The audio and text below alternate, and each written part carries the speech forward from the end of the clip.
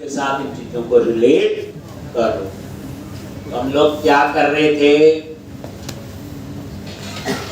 तो हमने शुरू की थी रिपोजिटरी बनानी। कल कहाँ थे, डेटा एक्सेस वाले प्रोजेक्ट पे गए, रिपोजिटरी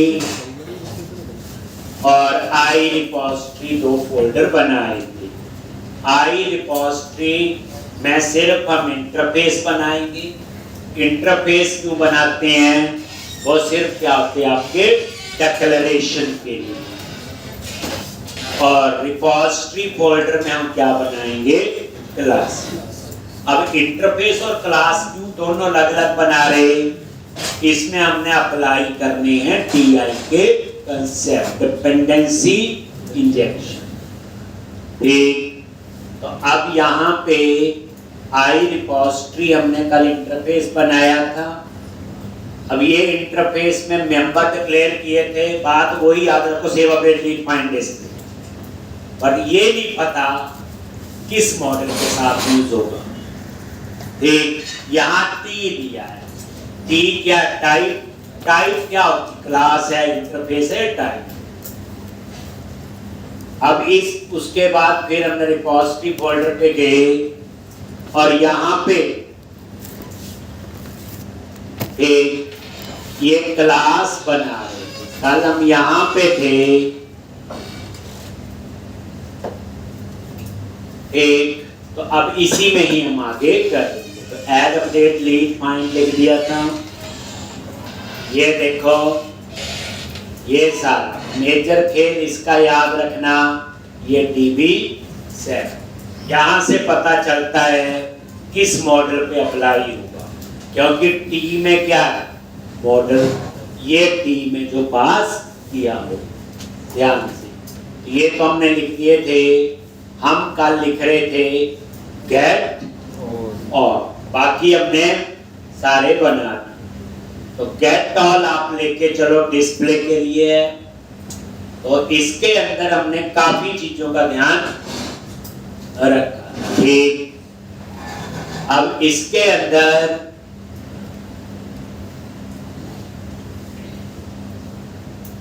फिल्टर कंडीशन भी हम दे सकते हैं। इसके अंदर मल्टीपल टेबल भी अप्लाई हो सकते हैं और सॉर्टिंग भी हो सकती है। ठीक, ये जो बच्चे लिखते हैं एक लेवल लो प्रोग्रामिंग है, अभी हम जो यूज करते थे वो इसके एक स्टेप ऊपर।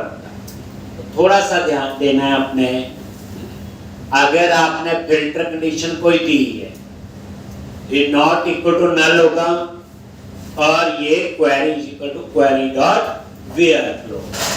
जैसे आप अज्यूम करो, अगर आप ऐसे लिखते हो context dot employ dot to list, तो ये फिल्टर कंडीशन की कोई जरूरत नहीं। अगर आप लिखते हो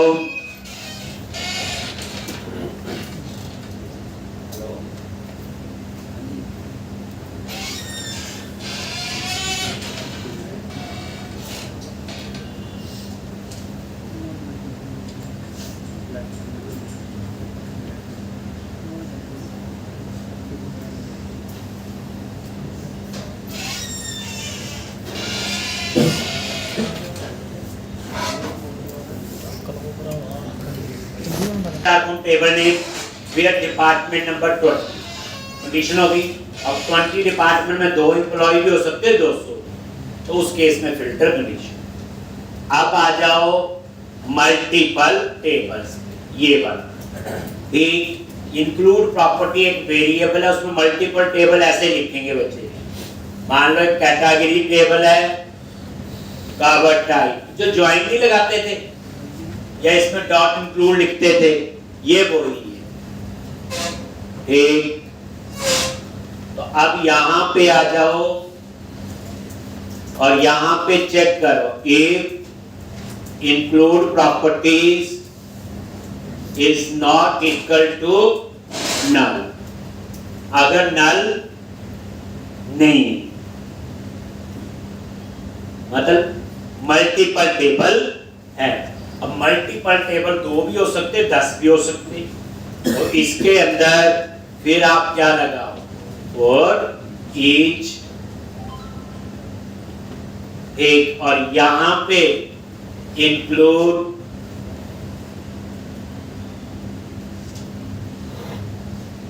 फ्रॉम, और यहां पे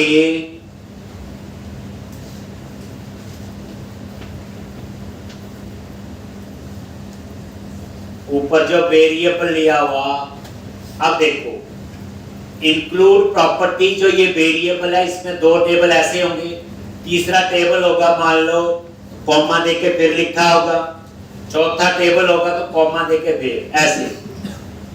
अब एक टेबल भी हो सकता है, दो भी, ज्वाइन दो टेबल में 3 भी 10 भी हो सकते हैं। तो कैसे हम लोग इसका एरे बनाएंगे? तो आपने सुना होगा किसी ना किसी लैंग्वेज में स्प्लिट मेथड, ये जावास्क्रिप्ट में बड़ी में होता है। ये क्या करेगा? स्प्लिट करेगा इंक्लूड प्रॉपर्टीज में जो डाटा है। अब कैसे स्प्लिट करना है? मैं चाहता हूं कॉमे से स्प्लिट कर, तो ये क्या करेगा? कॉमे से स्प्लिट करके एक एरे बना दे। अगर 4 टेबल है तो 4 एलिमेंट का एरे, 2 टेबल है तो 2, कॉमे से स्प्लिट करके। उसका क्या सिंटैक्स है?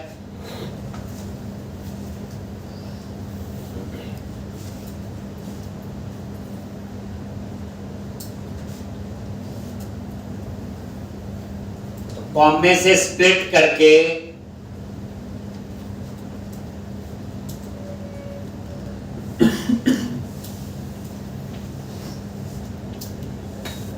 तो यहां पे आपने लिखना है न्यू, ये एरे बन गया खाली। और कैसे एरे बनेगा?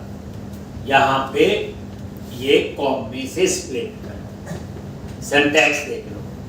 तो ये क्या करेगा? कॉमे से स्प्लिट करके, मान लो अभी 2 टेबल है, तो ये क्या करेगा? 2 एलिमेंट का एरे बना। तो मेरा लूप कितनी बार चलेगा? 2 बार चलेगा। 4 टेबल होंगे तो 4 बार, मतलब ये है एक 6 टेबल पे ज्वाइन लगना है, तो मैं 6 टेबल के नाम लिखूंगा इंक्लूड प्रॉपर्टीज वेरिएबल में, कॉमे से स्प्लिट कर। स्प्लिट मेथड आप ऐसे मान लो पैरा। अब आपको देखना है उस पैरे में कितने वर्ड हैं, तो क्या करोगे?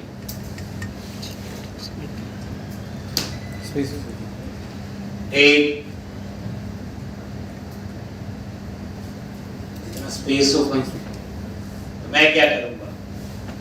स्प्लिट करूंगा स्पेस से। कैसे स्प्लिट करूंगा? स्पेस से।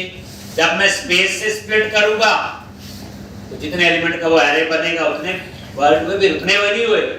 उसको कैसे स्प्लिट किया मैंने? स्पेस। समझा आगे? तो स्प्लिट मेथड यहां कॉमे से कर रहा हूं, इतने फर्क है, जैसा डेटा मैंने इसमें लिखा। उसके बाद कॉमा, और यहां पे एक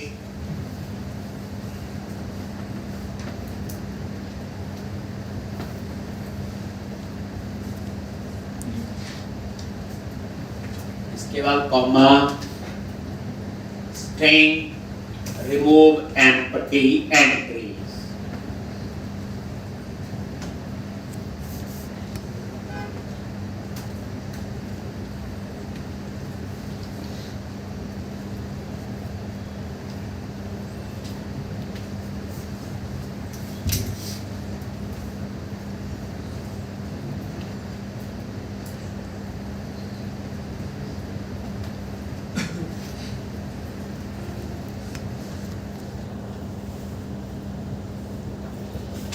string split options dot remove empty entries। जी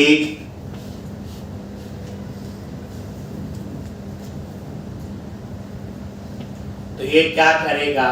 ये पता क्या करेगा? जैसे मान लो आपने ऐसे कॉमा लिख दिया, तो एलिमेंट एरे तो 5 हो गए, लेकिन लास्ट वाले 2 में तो कुछ भी नहीं है।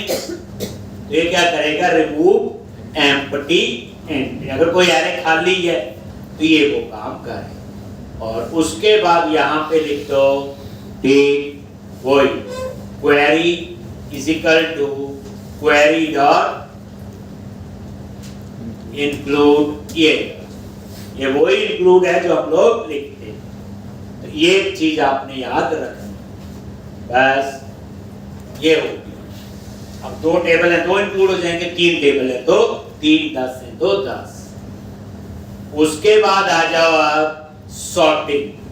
अगर order by not equal to null, इसका मतलब हम सॉर्ट भी करना चाहते हैं, तो यहां पे क्या लिखोगे? एक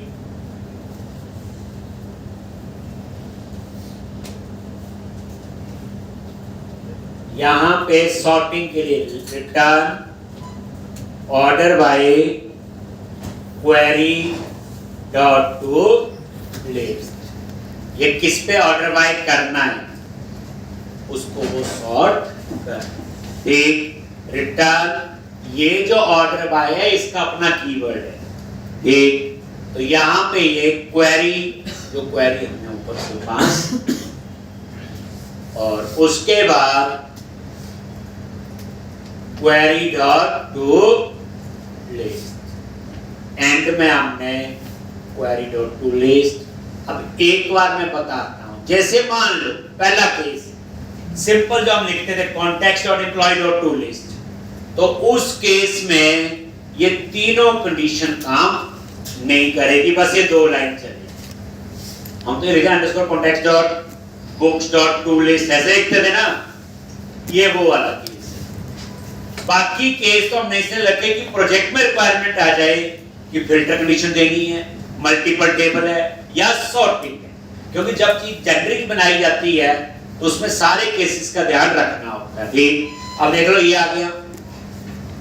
अब देखो, अगर वो कहते हैं फिल्टर कंडीशन ना सॉर्ट करना ना मल्टीपल टेबल है, तो फिर उस केस में ये दोनों नहीं चलेंगे। ठीक, तो अपना मतलब कहने का ये हमने एक यूज केस बना के रख दिया, जरूरत होगी चल जाएगा, नहीं होगी तो नहीं चलेगा। तभी वहां चेक किया नॉट इक्वल टू नल।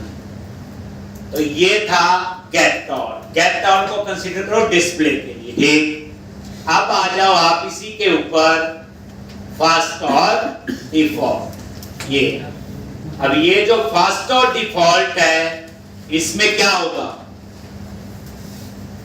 ये जो है यही होगा डिस्प्ले का, बस इसमें सॉर्टिंग नहीं हो।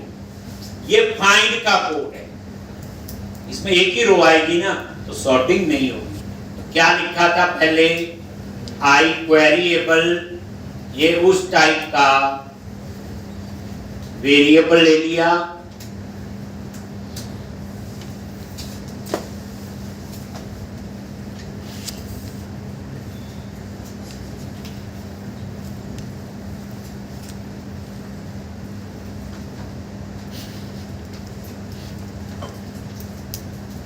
आई क्वेरिएबल।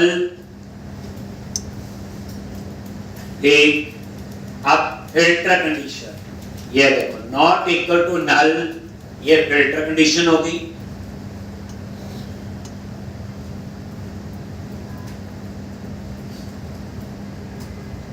ये आ गया आपका। मल्टीपल टेबल है तो फर्स्ट और डिफॉल्ट तो काम करता है मल्टीपल टेबल पे, याद करो, गेट फाइंड नहीं करता, ये वही है। अभी मैंने लिखवाया कोड, क्या लिखेंगे, फॉर ईच, और ये वेरिएबल ले लिया इंक्लूड प्रॉप, और यहां पे include properties dot split. Split क्या रिटर्न करेगा, एक एरे, और एरे किस तरह से बनेगा, फॉर्म में से स्प्लिट करके। अगर उस एरे में कोई एम्प्टी एंटिटी होगी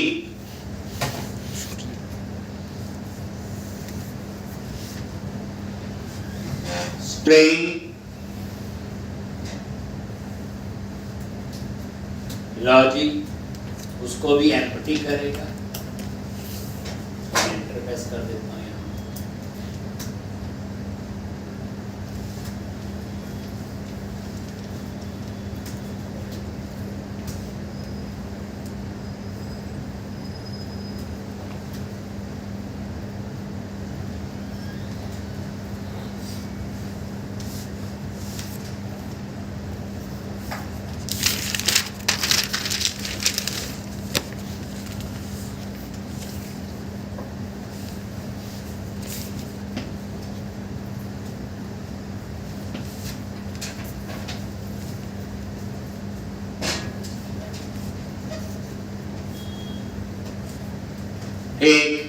और यहाँ पे क्या रिटर्न करेंगे, रिटर्न क्वेरी डॉट फर्स्ट और डिफॉल्ट। वही हो गया ना फर्स्ट और डिफॉल्ट।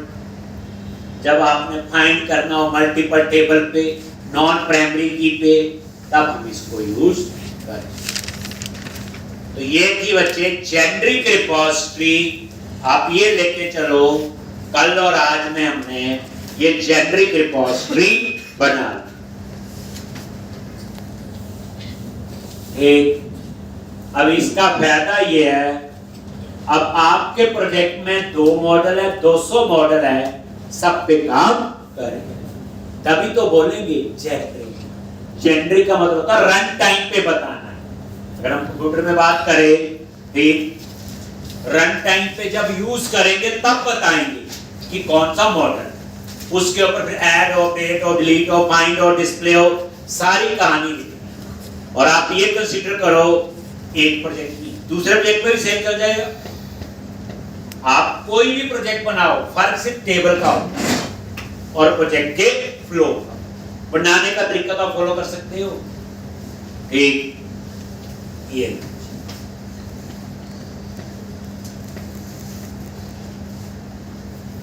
अब आगे क्या करें, नेक्स्ट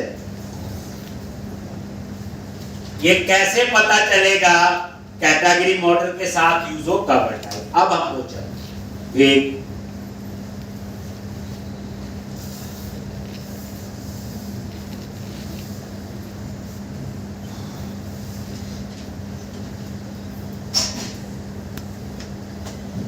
अब नेक्स्ट स्टेप है, हम एक रिपोजिटरी बनाएंगे, उसका नाम रखेंगे I national park repository. That is specific to the national park तो दूसरे टाइप का कैटेगरी। हमारे पास कैटेगरी मॉडल है, कहीं ना हाँ कर दी पिछले बैच में पढ़ाया इसलिए मुझे याद।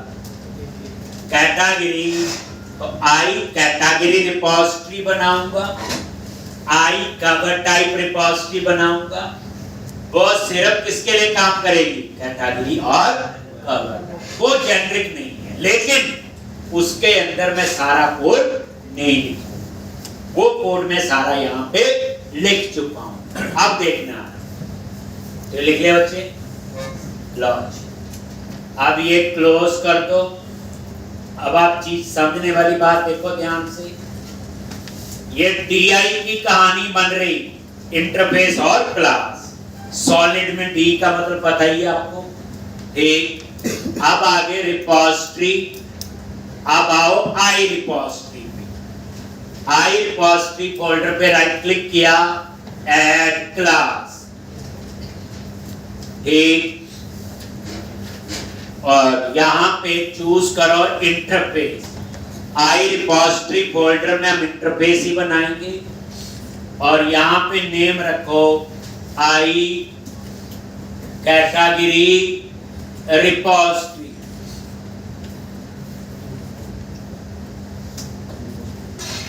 I category repository.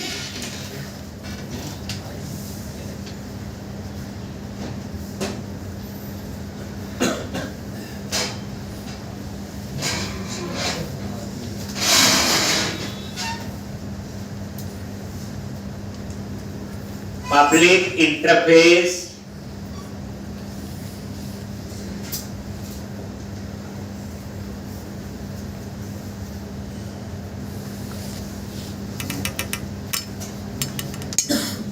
I category repository, ठीक। ये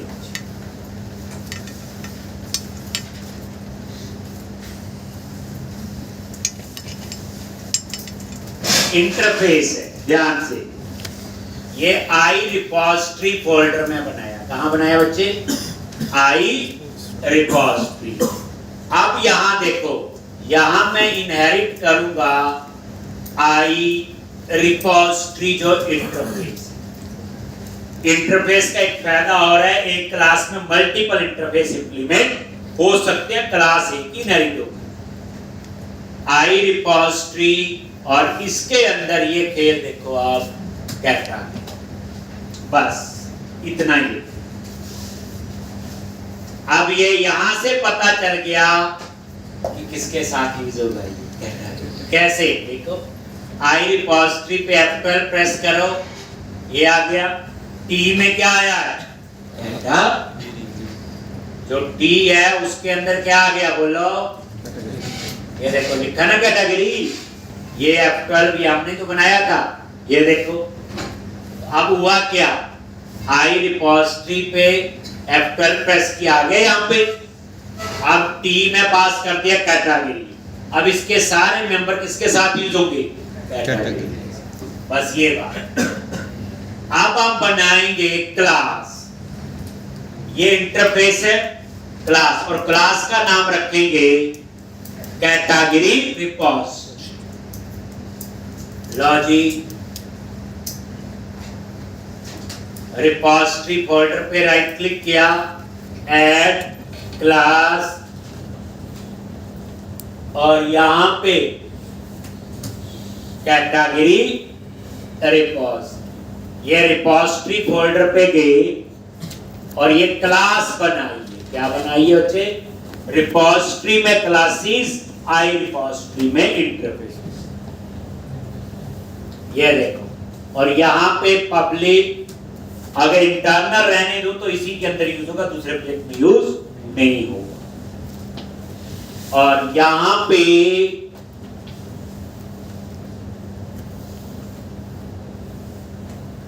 सबसे पहले रिपोजिटरी क्लास, ये क्लास है, इनहेरिट करो। और ये किसके लिए है? कैटेगरी के लिए। और कॉमा देके अपना इंटरफेस इंप्लीमेंट करो जो इसके लिए बनाया है, और उसका नाम क्या है? I category repository. हमेशा पहले क्लास इनहेरिट होगी, क्योंकि क्लास एक ही इनहेरिट हो सकती है, एक से ज्यादा नहीं हो सकती। उसके बाद इंटरफेस आएगा, क्योंकि इंटरफेस तो मल्टीपल भी हो सकता है। ये लॉजिक। और इसके अंदर अब क्या लिखना है? ये लॉजिक इंटरफेस कर दिया आराम से।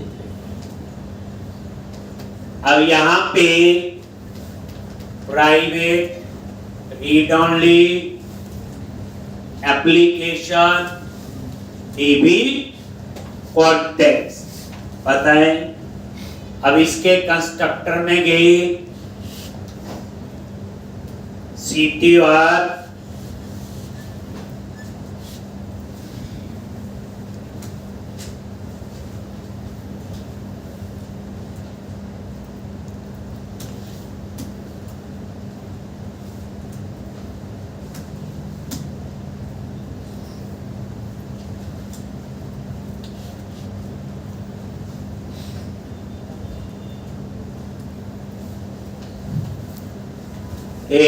अब ध्यान से देखो, ये देखो, ये तो पता है एप्लीकेशन डीबी कॉन्टेक्स्ट, ये कंस्ट्रक्टर है ठीक। और ये देखो, ये रिपोजिटरी क्लास है। अब इस रिपोजिटरी में कैटेगरी पास कर दिया, तो F12 प्रेस करो, आ गया ना यहाँ पे, जहां सेव अपडेट लीड सारे बनेंगे ठीक। और ये देखो बेस, ये बेस क्लास के कंस्ट्रक्टर को कॉल कर रहा है। बेस क्लास कौन सी है? रिपोजिटरी। तो देखो बेस पे F12 प्रेस करो, देखो आ गया। और यहां क्या मांग रहा है हमसे? एप्लीकेशन डीबी कॉन्टेक्स्ट टाइप का। तभी हमने एप्लीकेशन डीबी कॉन्टेक्स्ट पास किया। लिखो, बस तैयार हो गया। यानी कि अब कैटेगरी मॉडल में सेव अपडेट लीड करना होगा, तो तैयार है। भाई इतना टाइम लगा, कितना टाइम लगा आपके सामने। अब मैं बनाऊंगा कवर टाइप के लिए, यानी अब नहीं टाइम लगेगा, क्योंकि हम जेनेरिक रिपोजिटरी बना चुके हैं। देखो ये रिपोजिटरी क्लास यूज हुई, सेव अपडेट तो ये करेगी, और इसमें कैटेगरी मॉडल पास कर दिया। तो देख लो रिपोजिटरी पे F12 ये देखो टी में क्या आएगा, कैटेगरी। ये सारा काम किसके लिए चलेगा, कैटेगरी।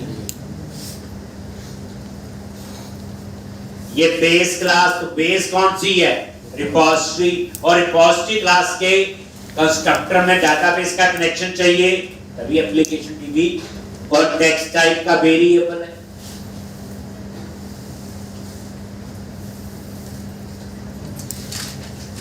बच्चे अच्छे दिन चले गए, अब आपके यही पढ़ना मैं ये कह सकता हूँ, ये अभी आपको लग रहा है, अभी मैं कवर टाइप का बनाऊंगा तो आसान है। प्रोजेक्ट में 100 मॉडल होंगे, 100 बार लिखेंगे, अपने आप ही हो जाएगा। तो प्रोजेक्ट की सबसे मजेदार चीज होती है कि कोई चीज एक बार नहीं लिखी जाती। ये जो हम लिख रहे हैं हो सकता है 25 बार लिखनी है, क्यों नहीं समझ आएगी।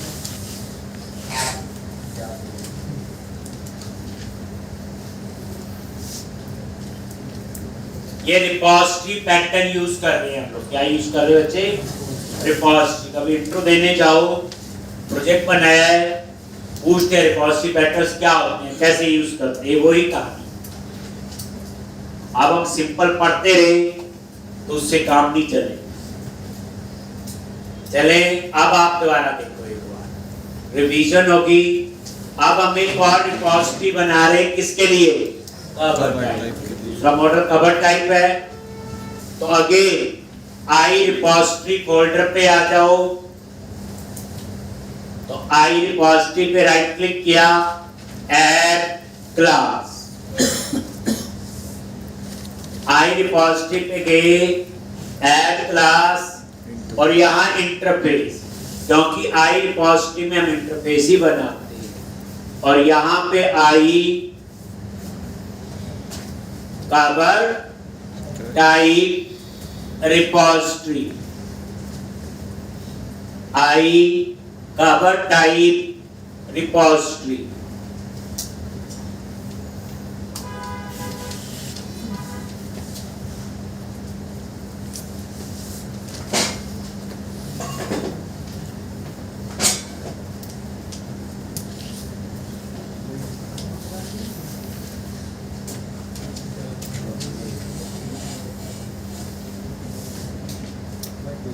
I cover type repository, public interface, I cover type repository. और यहां पे आई रिपोजिटरी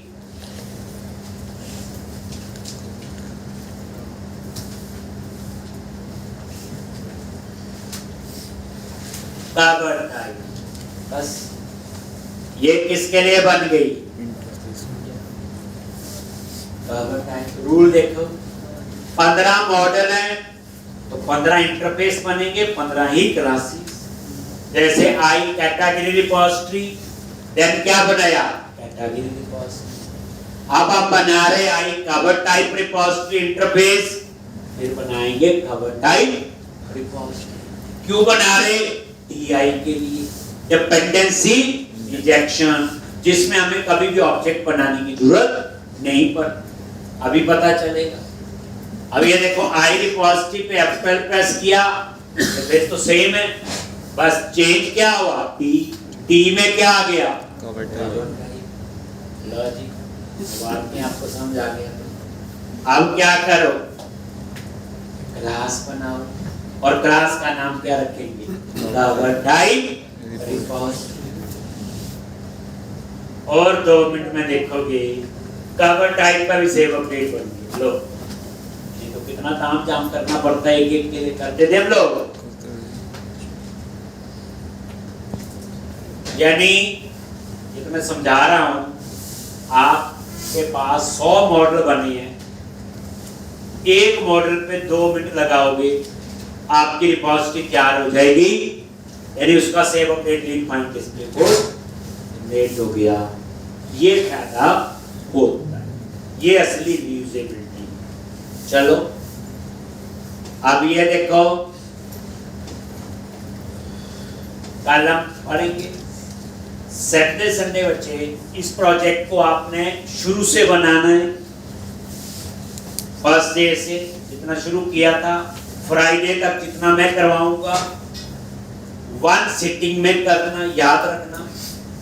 इसके पीछे कुछ कंसेप्ट है। वन सिटिंग मतलब ये है, एक बार बैठे 4 घंटे लगे करने को या 5। वन सिटिंग में पूरा शुरू से लेके फ्राइडे तक।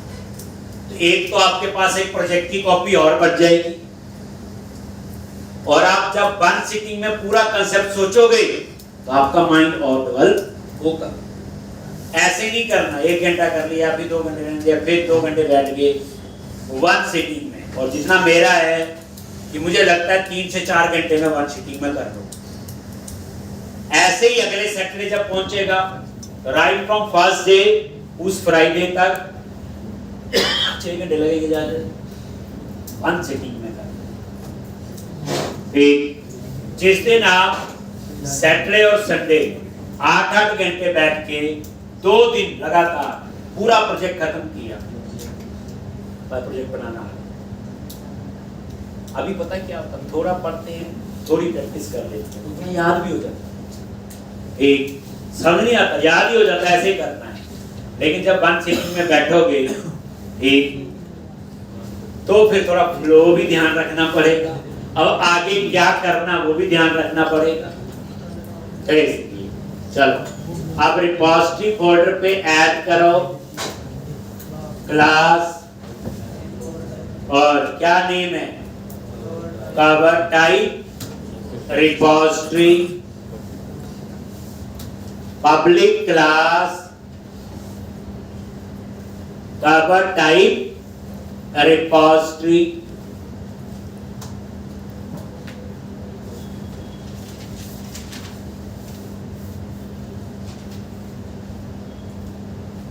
Public class cover type repository, और यहां पे रिपोजिटरी क्लास क्या करो, इनहेरिट, और पास कर दिया कवर टाइप, और कॉमा देके क्या लिख दिया, इंटरफेस इंप्लीमेंट किया, आई कवर टाइप रिपोजिटरी।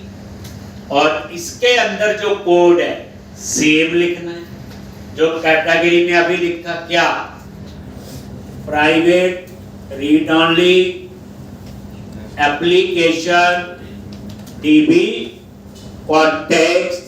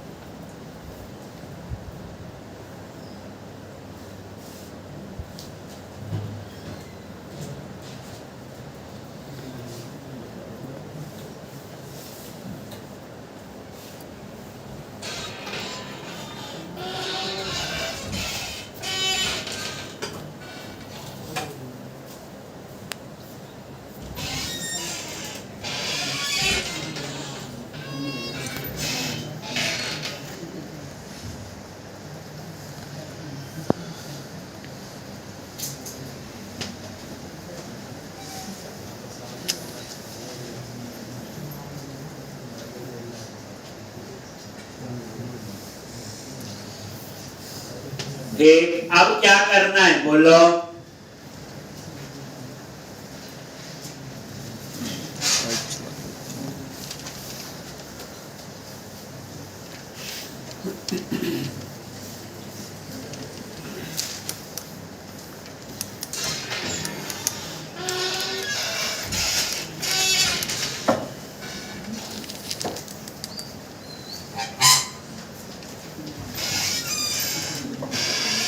हो गया।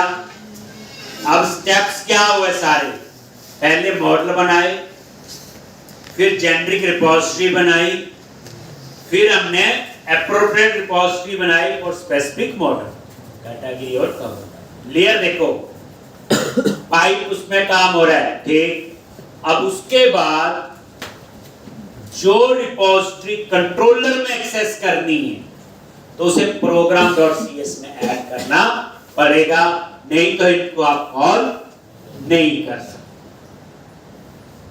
लिख लिया? हो गया। सेव अपडेट डिफाइन डिस्प्ले किसका? कैटेगरी का भी हो गया और कवर आपके सामने। अब क्या करो? लिख लिया जी। अब आ जाओ program.cs में। अगर वहां नहीं ऐड करोगे तो आप इनको एक्सेस नहीं कर सकते। कंट्रोलर मेन काम तो वही होगा। तो अब आ जाओ मेन प्रोजेक्ट में और ये program.cs पे गए, जहां कनेक्शन सिंक वगैरह सारा कुछ लिखा होता है। तो program.cs यहां पे जो कोड लिखना है बच्चे, हमेशा याद रखना इसके ऊपर लिखना है। अभी इसके नीचे लिखोगे तो हो सकता ना चले। ये मिडिल वेयर होती है, ये आगे यूज होगी तो बताएंगे। चाहे इसके ऊपर आप यहां लिख दो, चाहे यहां लिख दो, ऐसा कोई कोड नहीं। मैं यहीं इसके ऊपर लिखना, वैसे याद रखना। कैसे ऐड करेंगे? builder dot services dot add scope, और इसके अंदर आप ऐड करो, लिखो आई कैटेगरी रिपोजिटरी इंटरफेस है और कैटेगरी रिपोजिटरी ये इसकी क्लास। ऐड कर दिया। ध्यान से यहां से पता चला ये DI का रूल। इंटरफेस क्लास बनाई, अगर उसे एक्सेस करना है तो यहां ऐड करना पड़ेगा। इसी तरह से ये दूसरा कवर टाइप और यहां पे भी कवर टाइप।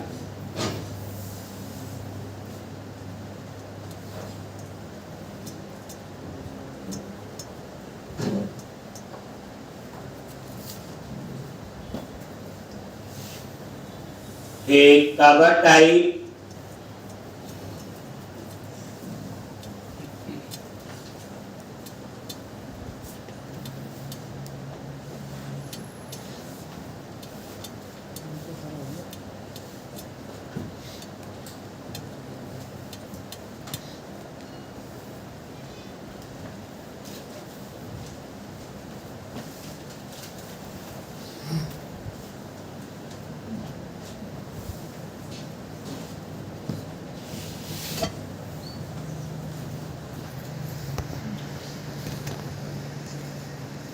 एक, तो ये था आपका सेंसर। एक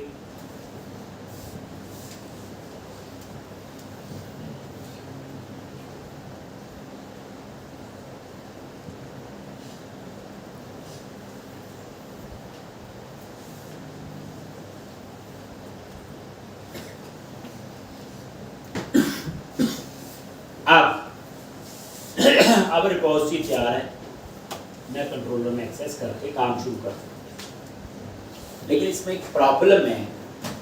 अभी तो मेरे प्रोजेक्ट में 2 मॉडल है, ये 2 लाइनें लिखी। प्रोजेक्ट में 100 मॉडल होंगे तो मुझे 100 बनानी पड़ेंगी, रिपोजिटरी बनानी पड़ेगी। लेकिन यहाँ पे 100 लाइनें लिखनी पड़ेंगी। जैसे 2 मॉडल तो 1000 भी हो सकते हैं। ये तो .NET वाले प्रोजेक्ट में तो बहुत ज्यादा हो सकती है। और program.cs फाइल पूरे प्रोजेक्ट में एक होगी, तो पता चले 1000 मॉडल है, 1000 लाइन हमने यही लिख दी। लिखने में कोई अर्थ नहीं, लिख सकते हैं, और एक फाइल में हम नहीं चाहते कि हम इतना कोड इसमें लिख। ये कॉन्फ़िगरेशन फाइल है, इसको उतना यूज करें जितनी जरूरत। तो अब मैं इसको बना दूंगा कमेंट। फिर क्या करें? प्रॉब्लम समझाई सबको? पहले सोचो। 2 भी हो सकते, 200, मान लो 200 मॉडल है, बना लेंगे, माइग्रेशन चला लेंगे, ठीक है। फिर 200 रिपोजिटरी बनेगी, मतलब 200 इंटरफेस बन जाएंगे, 200 क्लासेस बना लेंगे, वो तो बनानी पड़ेगी। ठीक, अब उसके बाद अगर वो यूज करनी है मेरे को तो सारे program.cs में ऐड करने पड़ेंगे, ये DI का रूल है। तो फिर 200 लाइनें यहाँ लिखूंगा। अब program.cs फाइल एक कॉन्फ़िगरेशन फाइल है, और कॉन्फ़िगरेशन फाइल में हम लोग ज्यादा इतना उस फाइल को और कॉम्प्लेक्स बना दें ऐसा काम नहीं करते। तो अब इसके लिए मैं क्या करूंगा, एक और लेयर बना रहे। चलो बच्चे, पहले सीधा होता था मॉडल बनाया, सीधा कंट्रोलर और सीधा व्यू। अब तो पता ही नहीं है मॉडल कहाँ, कंट्रोलर कहाँ और व्यू कहाँ है। ठीक है, अब आप क्या करो, वहीं पे डेटा एक्सेस वाले प्रोजेक्ट पे जाओ, रिपोजिटरी पे गए और आई रिपोजिटरी में एक नए रिपोजिटरी बनाओ। एक लेयर और हो गया। ठीक, जैसे सिक्योरिटी है ना, जेट सिक्योरिटी बाई, ये लेयर है।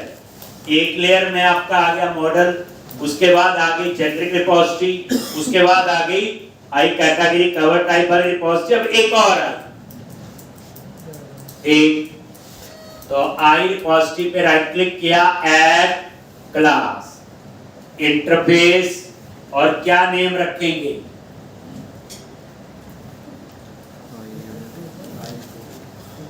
ठीक, क्या नेम रखना है, आई, मैंने रख दिया यूनिट ऑफ वर्क, जो वहां ऐड करना है उसके लिए आई यूनिट ऑफ, तो कुछ भी नाम और भी हो सकता है। रिपोजिटरी लिखने से नहीं बनती रिपोजिटरी, नाम लिखने पे आप बोलो नहीं, आई यूनिट ऑफ वर्क, और यहां पे पब्लिक, तो ये इंटरफेस,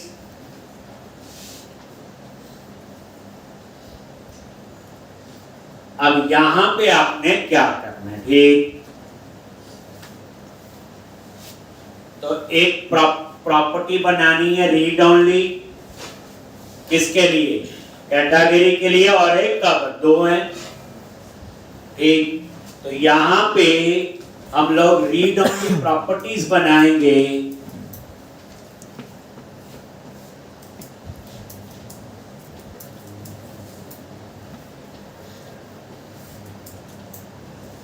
तो यहां पे आई कैटेगरी रिपोजिटरी, और इस तरह से मैंने इसका नाम कैटेगरी रखा। ये बच्चे रीड ओनली प्रॉपर्टी है, जब अकेला गेट हो तो क्या होती, रीड ओनली। इसी तरह ये दूसरे मॉडल के लिए आई कवर टाइम, ऐसे 200 होंगी तो मैं 200 यहां ऐड करूंगा, कहने का तो मेरा ये। ठीक, और ये प्रॉपर्टी डिक्लेयर हुई है बच्चे, प्रॉपर्टी अभी बननी है, डिक्लेरेशन है ये। इसके आगे नहीं लिखा पब्लिक, तो इंटरफेस पब्लिक है तो ये पब्लिक ही हो। उसके बाद वाइड सेव चेंजेस का भी कहीं लिखा ही नहीं, ये उसके। कल को मान लो 500 मॉडल बने हैं तो 500 रिपोजिटरी यहाँ ऐड करोगे, 2 लाइनें लिखी हैं, ऐसे ही कितनी लिखनी पड़ेगी। ये इंटरफेस है तो यहाँ मैंने ये आपके इंटरफेस ही ऐड। अब हम बनाएंगे यूनिट ऑफ वर्क क्लास, आइए बता देंगे।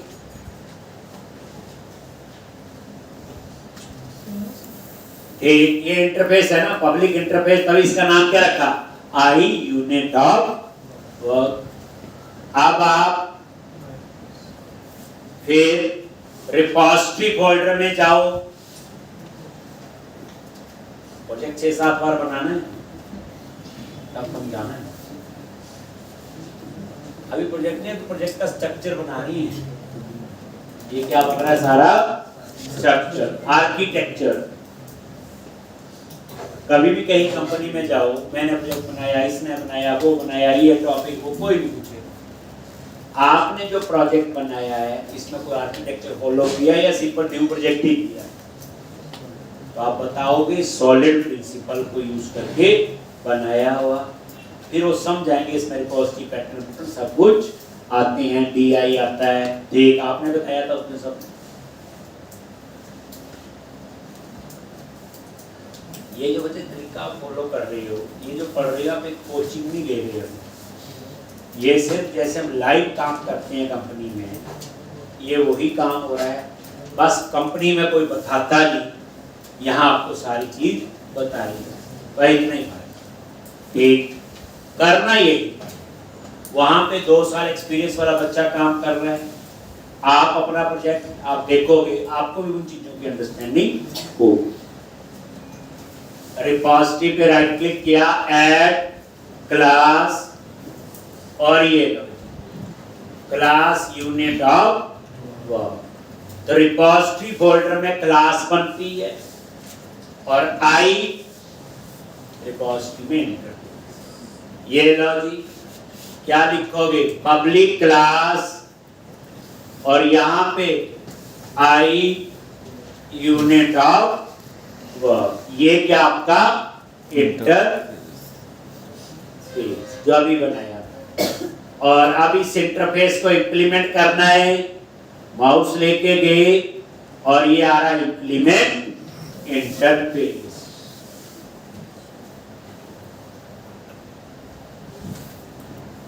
इंप्लीमेंट इंटरफेस,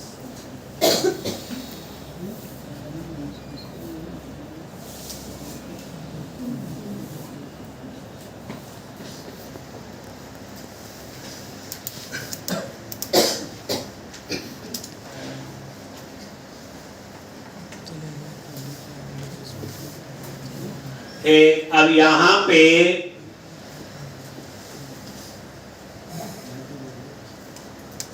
तो सबसे पहले वही प्राइवेट डाटाबेस यूज होगा, तो एप्लीकेशन डीबी कॉन्टेक्स्ट कंस्ट्रक्टर में गए इसके एप्लीकेशन डीबी कॉन्टेक्स्ट और यहां पे ये इनिशियलाइज कर,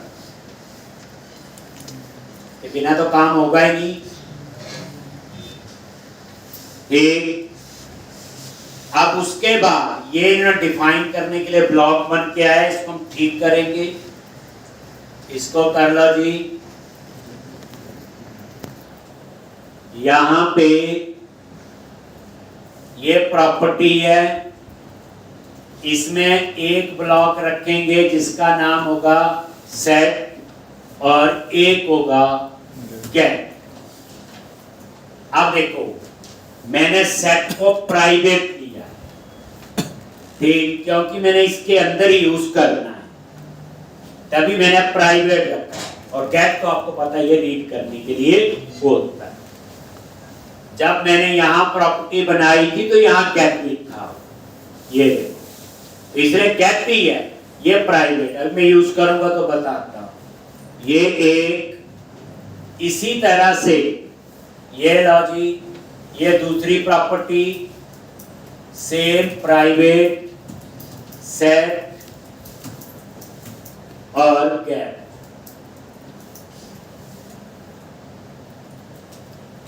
और कॉन्टेक्स्ट डॉट सेव चेंजेस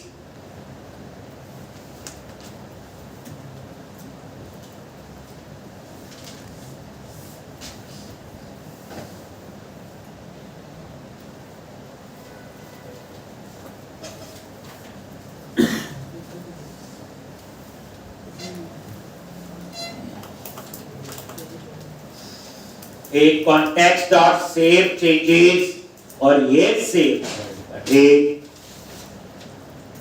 ये बस।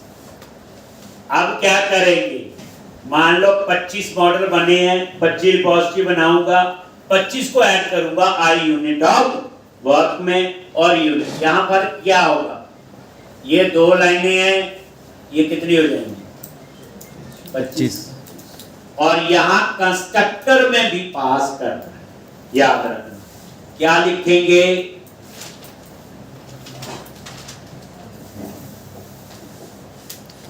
Category is equal to new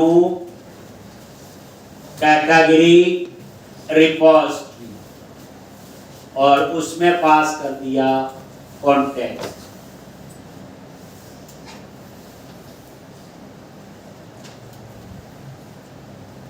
इसी तरह से